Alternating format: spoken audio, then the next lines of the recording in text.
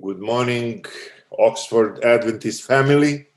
It's a real pleasure for me to be with you this morning, Sabbath morning. I just received the message that my camera is not clean fully. I hope you see me properly. I don't know what's going on, but I hope you are hearing me at least well. This morning we will speak about the relevance of Jesus for the 21st century. This is what Pastor Pushkash asked me to talk about this morning.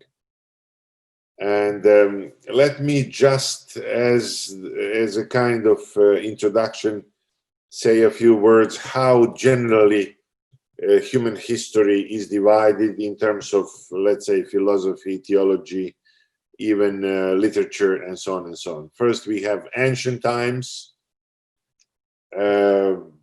These are the times before the Middle Ages. Then we have the Middle Ages and the so-called scholasticism, which was the prevailing school of thought for almost 1,000 years during the Middle Ages. And then in the 17th and 18th centuries, we have something that is called modernism, or it is also called the age of reason, or rationalism. Then, or modernity, if you want, when human reason was, for the first time in human history, was considered to be the ultimate norm, for any truth, even above the scriptures. And after modernism, we have another period in human history which is called postmodernism. Then we have something called after postmodernism. And today we have something that is called postfaktisch. This is a German word, postfaktisch. It means this is the era where facts are not considered seriously anymore.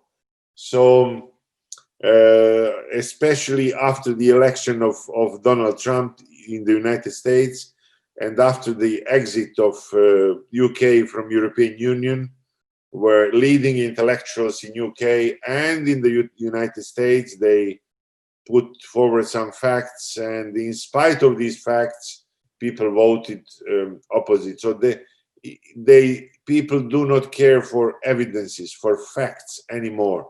That's why in literature, philosophy, and sometimes in theology, we call this time post-factisch. But sometimes this post-factisch time is also called post-Christian time. So there are calls in many areas in theology and philosophy. They are calling for some other religion, for some other ways for humanity, especially for the Western world. They believe that Christianity has done its contribution and that the humanity is supposed to go and look for something else, These are the times in which we live. Maybe there will be another name after this pestilence that has happened in humanity. So, for example, one of the leading intellectuals today, he is still alive, Jürgen Habermas in Germany. He's a leading thinker of today's world. He just published, I think, a year or two, another book. This is kind of introduction to philosophy. Auch eine Geschichte der Philosophie. One more history of philosophy, in which he claims that his duty, he's an atheist, in which he claims that he has gone from faith to knowledge. It means Christian era is era of faith, and he is now trying to translate these thought forms of Christianity into the knowledge. It was the time of faith. Now Habermas says, let's go to the time of knowledge. So there are calls from different parts of academicians that yes, this is post-Christian era. Is Jesus still Jesus from Nazareth? Is he still relevant for humanity in the 21st century? And many of you are academics, you are intellectuals, and you know very well that what is going on, especially in British society. I think that most of theology teachers at Oxford, where you live, or Cambridge, or King's College, or Sheffield Department of Theology, they are atheists today. They teach Bible, they teach theology, but most of them are atheists, or some of them are theistic evolutionists like Rowan Williams and others. So these are the strange times in which we live. Most of you know Cedric Vine. He is now at Andrews University teaching.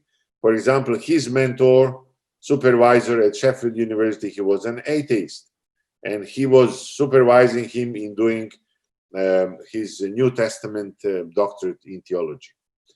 So strange times. What about Christ in today's world? Is he still relevant? And we have to be try to be as objective as possible. It is not going to help us at all if we are biased and if we express some religious fervor without some real evidences. As you are going to see, I firmly believe that that Jesus from Nazareth is still relevant, and not only relevant, that he is indispensable to humanity. Why do I believe this? And I'm trying to be utterly honest with myself. I'm not just here to present something that just to preach yet another sermon. This is what I'm going to summarize for you this morning. Is just the core of my own being, of why I am a Christian and Seventh-day Adventist. I'm going to mention 5 areas. There are many more, but 5 crucial areas of humanity. You may use a corporal term, humanity, or of each individual, each human being, and where Jesus plays a fundamental role. First of all, it seems to me, when I look at human history, that the whole human history, it was the history where human beings have been fighting for power struggle. This is humanity. One war after another. One war after another.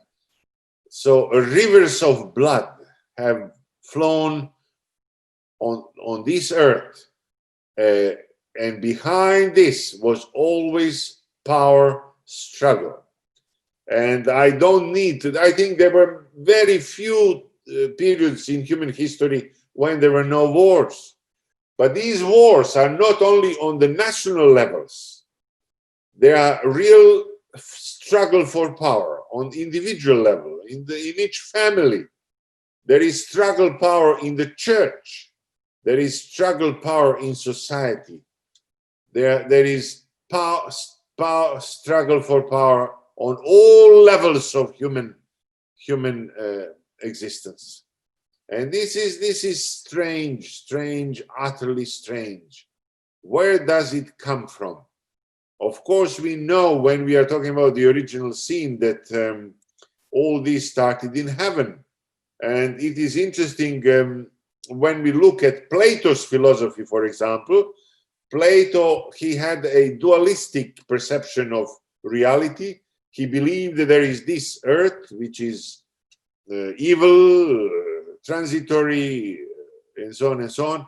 But there is this intelligible world, which is stable, eternal, forms are there, they never change, and so on and so on. So this is Platonic world, and Plato is one of the most influential thinkers in all human history. There is intelligible world, everything is perfect there, and there is this sinful world.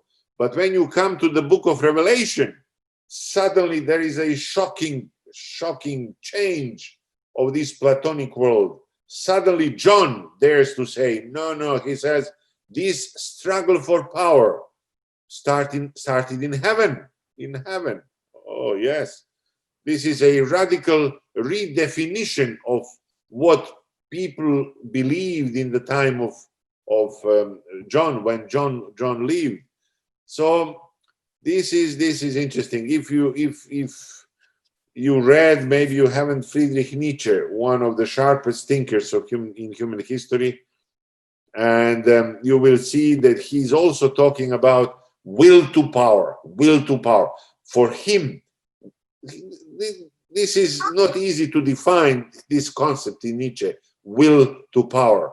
But basically he believes that the whole reality is chaos and flux, and human beings, his Übermensch or Superman, he has somehow to conquer this chaos and flux and subdue this to his own needs. But you know that Nazis have used Nietzsche, I think misused. Nietzsche never, as far as I know Nietzsche, he never could foresee something that Nazis have done. But on the other hand, there is this element, struggle for power. Yes. And I think this is one of the key diseases of humanity. This is something that has been eating, devouring the flesh of humanity for so long, even today. And then, if you look at Jesus's message, let me go to one of these. There are several passages in the Gospel of Luke, chapter 22. Luke 22.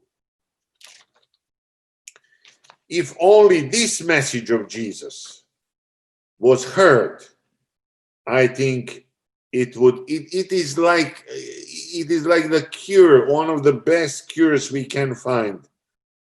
And it is Luke 22 verses 24 and 26. Also a dispute arose among them as to which of them was considered to be the greatest. Power struggle. And then verse 26. But you are not to be like that. Instead, the greatest among you should be like the youngest, and the one who rules like the one who serves. Oh, this is, you know, if only there was somebody to hear this message. Christians should be different. But this was not the case in the history of Christianity. Christian church has been also struggling for power throughout human history. Even today, the big Christian denominations, they are struggling for power in almost every country in the world. They are the richest real estate owners, the official Christian churches throughout the world, and there is a power struggle. And you know, in the Bible itself, in Daniel chapter 2, we have the image of human history, and it looks very nice, like gold, silver, and so on and so on and so on. But from the perspective of God, when we go to Daniel chapter 7, suddenly this human history looks like ferocious beasts, eating each other, devouring each other. Power struggle. Some of these beasts could not even be described, but they are ferocious beasts. And this is humanity.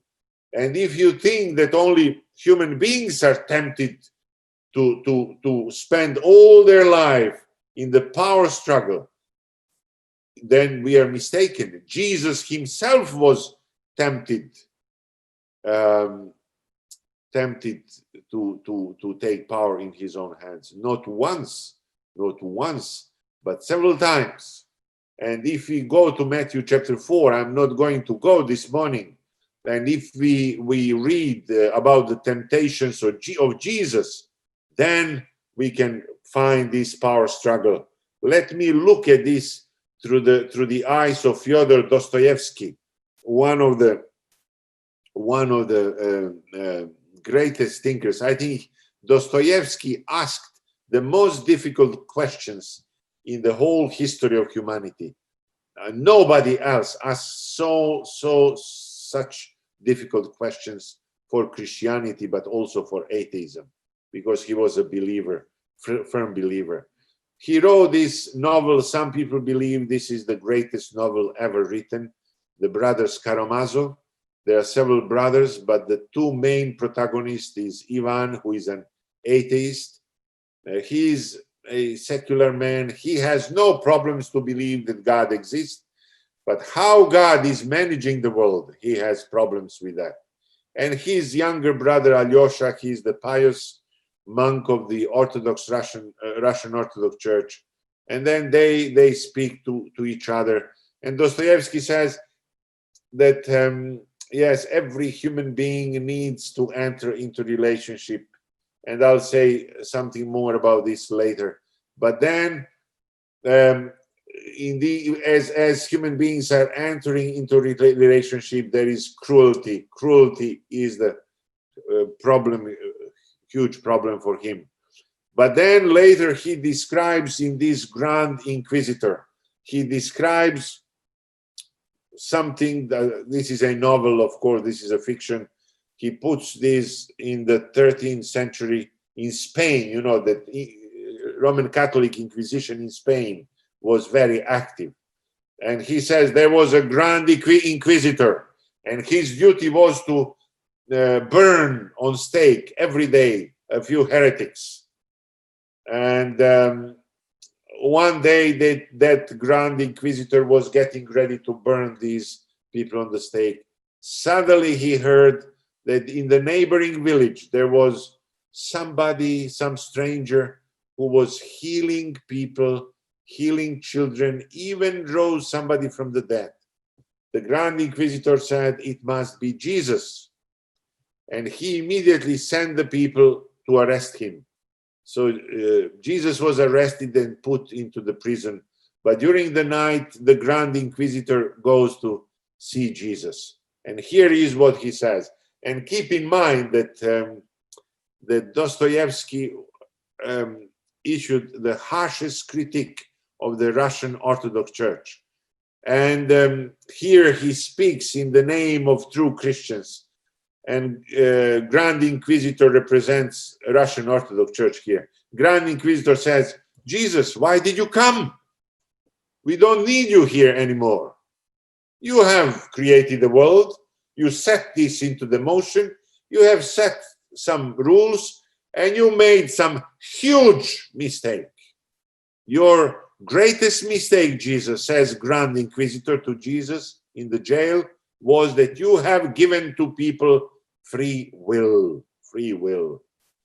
And I now, the Grand Inquisitor, I have now to try to correct your mistakes. People do not need free will. All they need is to be fed and to be led. And this is what we are doing. The Inquisition, we are feeding people and we are leading them. And then, of course, he speaks, Grand Inquisitor speaks to Jesus about his temptations. And that's why I'm telling you this story. The first temptation was turn these stones into the bread. And Grand Inquisitor says to Jesus, you see, you could have done this. You could have turned these stones into the bread. All people need is to be fed. People would believe you. Why haven't you done this? And then when the second temptation came, this temptation was to jump from the temple, and the Grand Inquisitor said, you see, angels would have saved you, and people would see miracle, and people would follow you. You could have led them. And there is a third temptation, and this is the temptation: bow down to me. and you could, I will give you this, the leadership of this world.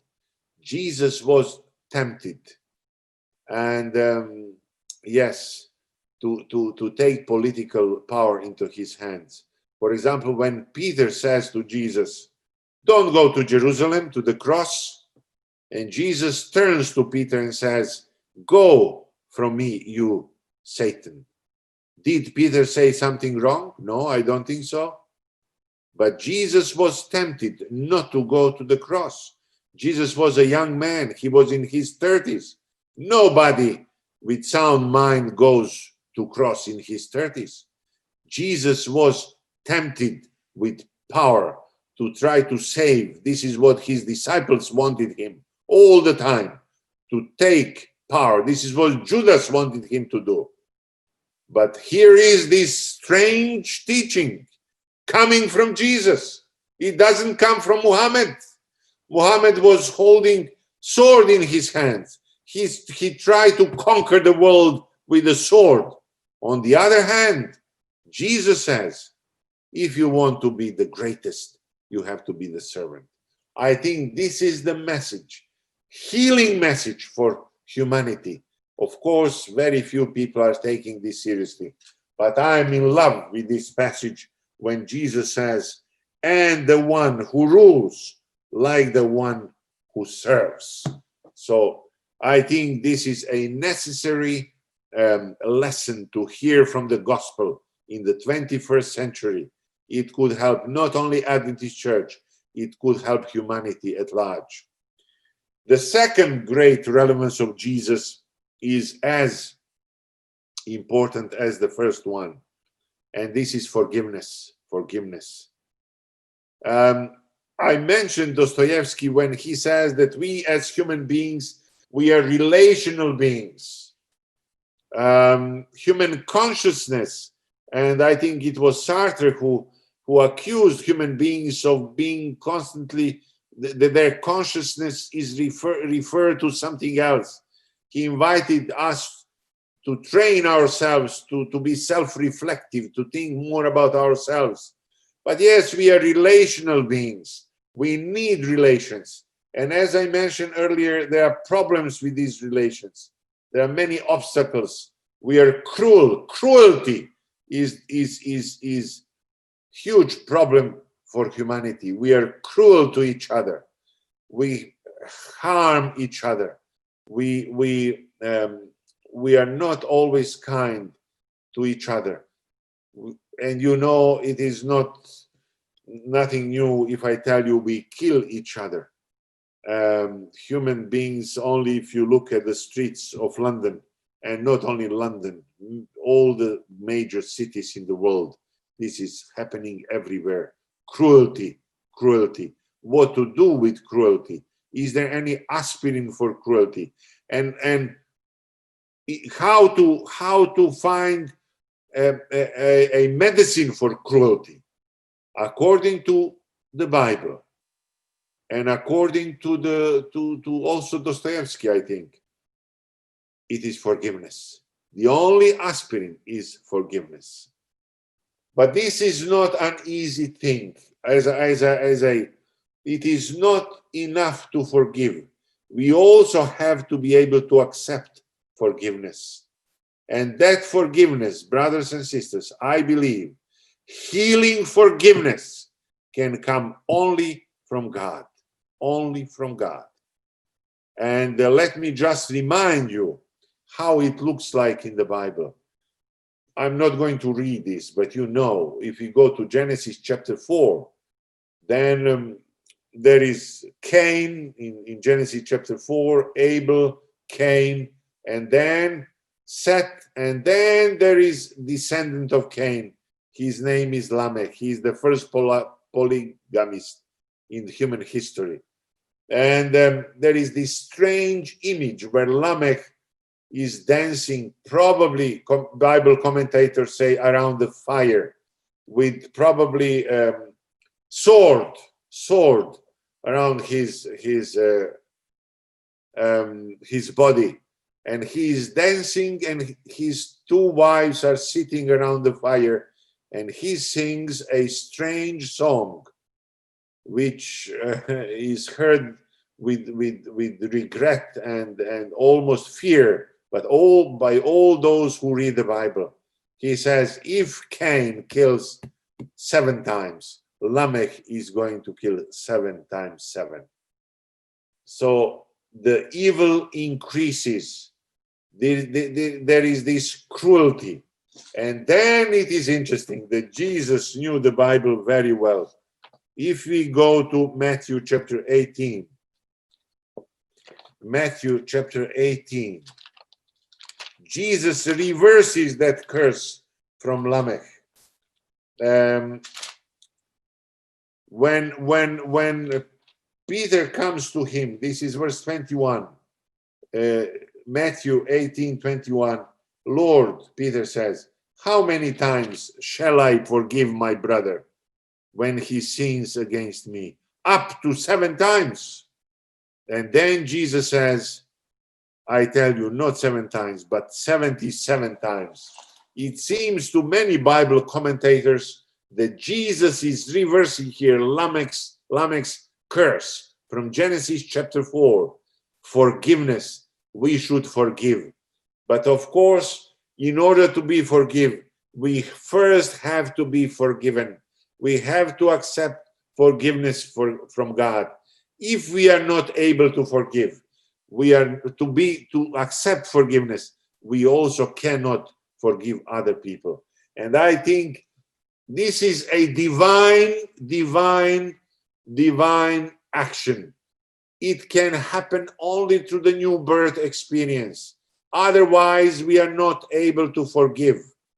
Simply, our human relationships are poisoned, sometimes throughout human life.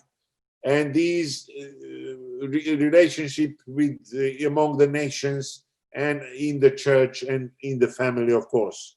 So Jesus has brought this message that we should be able to forgive, not only up to 7 times, but many, many more.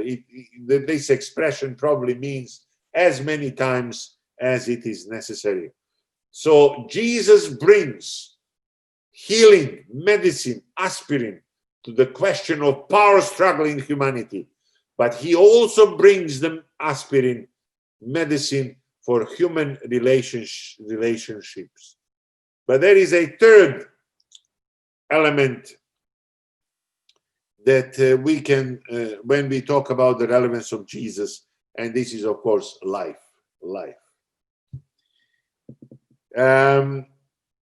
It was Martin Heidegger, the German philosopher, who said, as soon as man comes to life, he's old enough to die.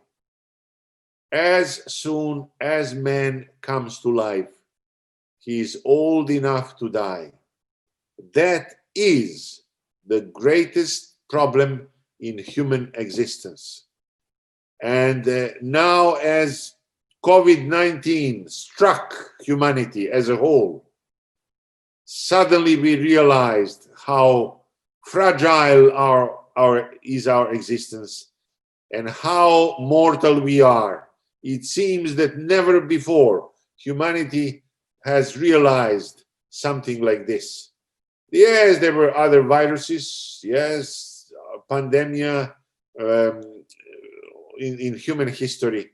But now, for the first time, in 24 hours or 72 hours, sometimes people have been dying, disappearing. Suddenly, human life has become so cheap. Let's be here. I know you have heard hundreds of sermons on this, but this is what I would say. First of all, nobody ever has claimed that he is life, except Jesus, of course. Nobody. But can we really believe this, that Jesus has life? I have preached who knows how many sermons on the resurrection of Jesus, and on the fact that Jesus is life, and so on and so on. But let me come to the more down to earth. when we are faced with these questions, the question of the meaning of human life and ultimate death of every human being, let's say something like this. Brothers and sisters, we do exist. You exist today. The miracle of life exists. And on the basis of my limited rational abilities, on the basis of everything I read up to this point in my life, human life could not come into existence by pure chance. This is an offense to common sense, to believe that everything could come through these blind forces in nature. It is an offense to the common sense. We do exist as human beings. Here we are. I am presently in Belgrade in Serbia, you are in Oxford. Here we are, and we are alive.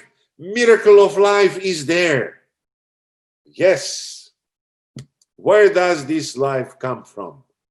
If that life came into existence at one point in the history of the universe, that life can be recreated again, I believe. There is no, although we die, I think there is hope that there is somebody in the universe who has life in his powers. Let me use the arguments of Richard Dawkins that all of you know. There was a question put to him. If you were a Christian, why would you be a Christian? Are there some puzzling elements? And he mentioned three strange things that I would like to put to your faith this morning. The first thing he mentioned is eagle's wings. Eagle's wings. Eagle's wings. Apart from being the masterpiece of beauty, of course, but from the technical point of view, from the engineering point of view, this is such a complexity that in order to accept the fact that they came into existence by blind forces, chances, I think it is simply impossible.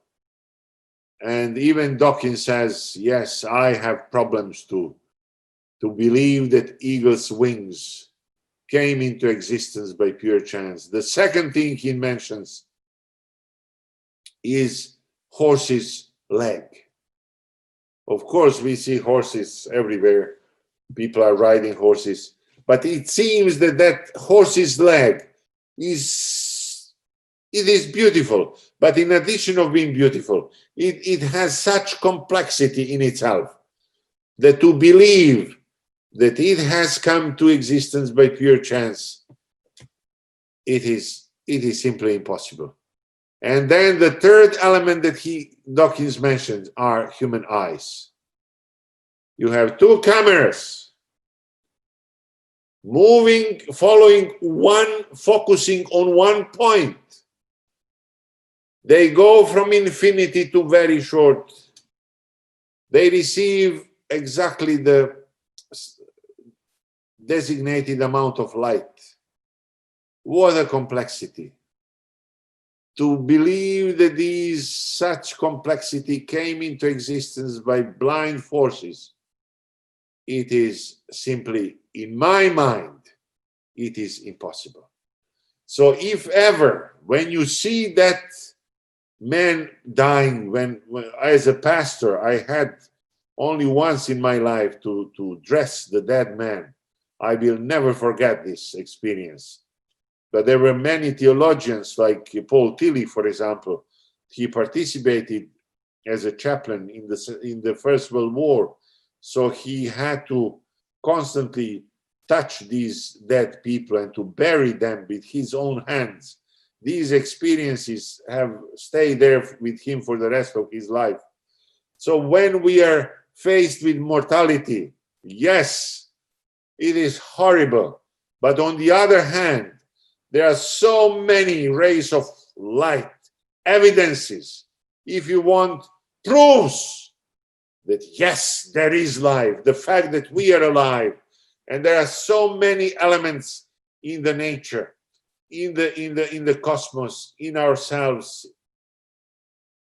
which simply press us to believe that there is source of life, there is creator God, there is Jesus, because according to Gospel of John chapter 1 and many other passages, he created the world. Through him everything came, nothing came into existence without him. So without Jesus, there is no hope for dying humanity.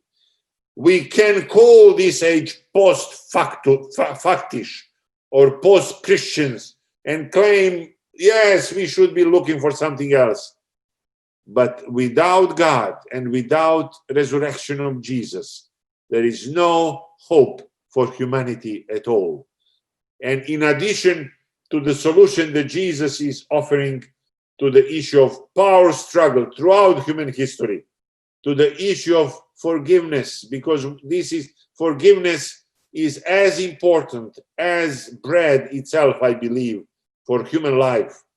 But in addition to this, nobody else has ever offered the solution to human mortality. And of course, if this life is everything that we have, I think there is no meaning. Albert Camus, who wrote, it is just to mention the book called Plague. He's describing one city in Algeria. And he said that the most important question in philosophy is the question of suicide. Because if this life, 60, 70, 80 years that we live, is everything that there is, then he says we should raise the question whether it is better to commit suicide. And I think he has a point there. So that's why Jesus, without Jesus, humanity, human life, the meaning of our lives has no meaning at all. Regardless of what some thinkers are saying, I think Jesus is something indispensable for human existence. Let me go to the fourth point. And this is the question of love.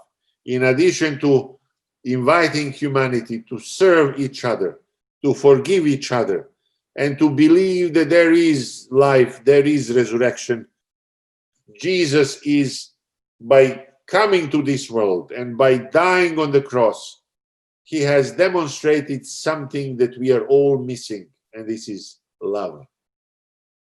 Allow me to claim, if you disagree, I don't mind, that most of human relationships are based on debit credit.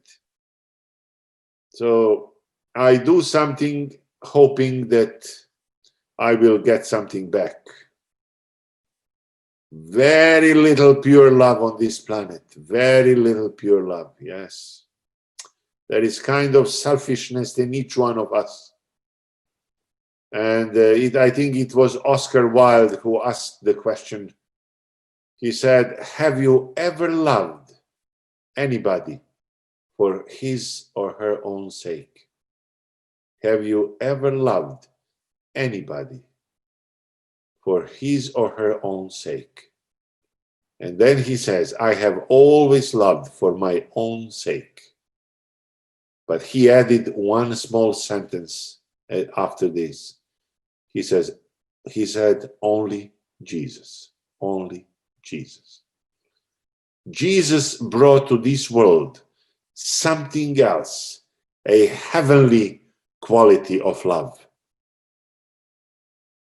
He loved without any selfishness. And this is something that can heal us even today, heal our relationships, heal our churches, heal our societies, heal the whole humanity. Love without interest. And let me finish with the fifth relevance of Jesus for humanity, and this is truth. Truth.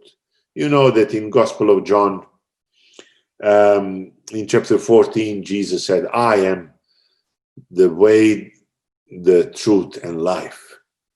Truth. It seems to me that Jesus is the only truth about God, and Jesus is the only truth about us, about humanity. There is no other truth. But there is something that Dr. Rowan Williams, that most of you know, is emphasizing in his books.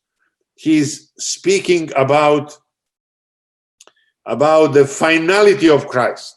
Finality of Christ. What does he mean by when he says finality of Christ? He says there is nothing more to know outside of Christ. He is the final revelation of God. Nothing more to know. And then Williams also says there is uniqueness of Christ. Nobody except Christ expresses the truth. Nobody else except Christ expresses the truth. Let me read to you at the end, brothers and sisters, these words in the book of Acts. The book of Acts, this is chapter 4. This is Peter talking. And Peter says, this is verse 8, Acts chapter 4, verse 8 and on. Then Peter, filled with the Holy Spirit, said to them, rulers and elders of the people, if we are being called to account today for an act of kindness shown to a cripple, and are asked how he was healed, then know this, you and all the people of Israel, it is by the name of Jesus Christ of Nazareth, whom you crucified, by whom God raised from the dead. This man stands before you healed. He is the stone you builders rejected, which has become the capstone. And then comes verse 12. Uniqueness and finality of Jesus. Peter says, salvation is found in no one else, for there is no other name under heaven given to man by which we must be saved. So there is uniqueness of Jesus, and there is finality of Jesus on this planet. Even this famous name, monogenes huios theu, the only monogenes means one of a kind, means he is a unique being. He was God who took upon himself human nature. He is a unique being, and there is no other name by which human beings can be saved. Yes, Jesus has the only solutions. No, I don't think anybody else like Jesus. He has a unique solutions. He invited humanity, and he told us that in order to be happy, it is better to serve than to rule over other people. It is better to forgive than to hate other people. It is good to have hope for resurrection, for life, because Jesus is life. He gives meaning to us. And of course, it is better to love other people and to share this love. And it is better to stand in the truth than in the error. And that's why I believe Jesus is a unique person in human history. Without Jesus, brothers and sisters, in all honesty, we would be just a particle of dust and gases in the universe. No hope. No hope for the future, for all humanity. And may Jesus shine in our lives, and may we reflect this love of Jesus in our daily life. This is my prayer for myself and for all of you. Amen.